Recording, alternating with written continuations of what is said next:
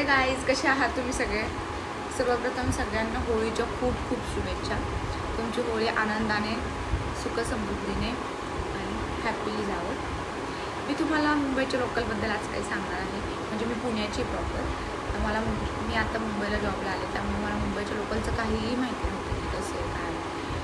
बापरे, म्हणजे जेव्हा ट्रॅव्हलिंग करायला गेले, चढून पण देत नाही आणि उतरून पण देत नाही. म्हणजे उतरताना पण त्यांची तीच अवस्था आणि चढताना पण तीच अवस्था. आणि भांडणं साहेब, आपल्या गावाकडे जी भांडणं होतात ना नळावर, ती मुंबईच्या लोकल ट्रेनमध्ये होतात.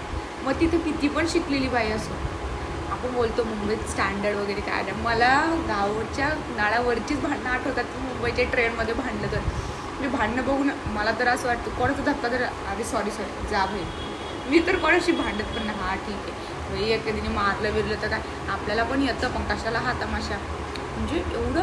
आणि लिटरली ज्यांना म्हणजे लास्टला उतरायचं असतं ना, ते पण त्या दरवाज्यातच उभे असतात. म्हणजे एखाद्याला चढता पण येत नाही, एखाद्याला उतरता पण येत नाही. मुलींचं तर अवघडच. म्हणजे त्यांना आता आपली अशी केस तर आपण वरती ऑफिसला जाताना मानत नाही, कधी ट्रेन पटकन आली तरी केस तशी असेल. थोडी जरी केस त्यांच्या नाकाच्या इथं गेली, तोंडात गेली, थोडीशी ॲडजस्ट नाही करणार. तुझी केस पुढे घे, अगं तुझी केस वरती बांध, तुला कळत नाही का, तू काही पहिल्यांदा आली आहे का, त्यांचं ते सुरू होतं. म्हणजे काय बोलायचं आता. आणि फर्स्ट टाईम म्हणजे पुण्यातली लोकं तर मुंबईच्या ट्रेनने प्रवास करूच शकत नाही.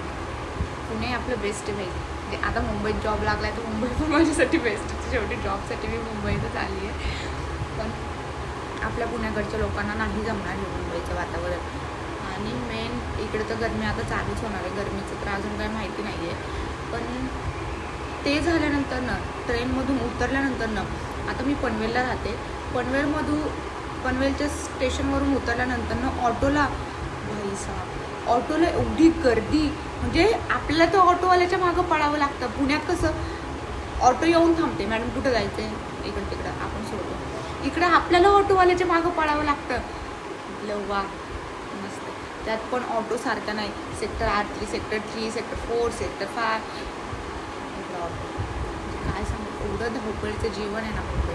पण मस्त आहे मुंबई पण. तुम्ही एकदा ट्राय करा हे पण. स्ट्रगल काय असतो, धावपळ काय असते, कशासाठीही टाईम मिळत नाही. कोणाचाही विचार करायला आपल्याला टाईम मिळत नाही. आपण आपला जॉब, घरी आल्यावर आपलं काम आणि झोप, एवढंच होतं. काहीच टाईम मिळत नाही मुंबईमध्ये. गेलं आलं, जेवलं झोपलं. पुण्यात तसं छान आहे, मुंबईत पण मस्त आहे. पण थोडीशी रश आहे, थोडीशी म्हणजे खूप रश आहे आणि स्ट्रगल पण खूप आहे.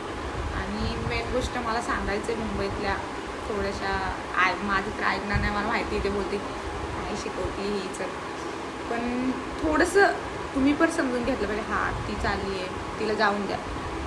तुम्ही चढता एका साईडने चढा, एका साईडने उतरायला जागा द्या. प्रत्येकाला एकदा ट्रेन गेली तर माहिती आहे तुम्हाला काय होतं. अर्धा तास थांबावं लागतं. पनवेलकरांसाठी तर आहेच. त्यामुळे तुम्ही त्या गोष्टी लक्षात घ्या.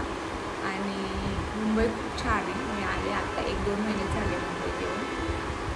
आणि छान वाटतं. म्हणजे असं काय नाही, पुणे तर छानच आहे, आपलं बेस्टच आहे. कारण पुण्यापासून घर जवळ असल्यामुळं पुण्यात जाऊन येऊन काही वाटत नव्हतं. पुणे हे घरच झालं होतं.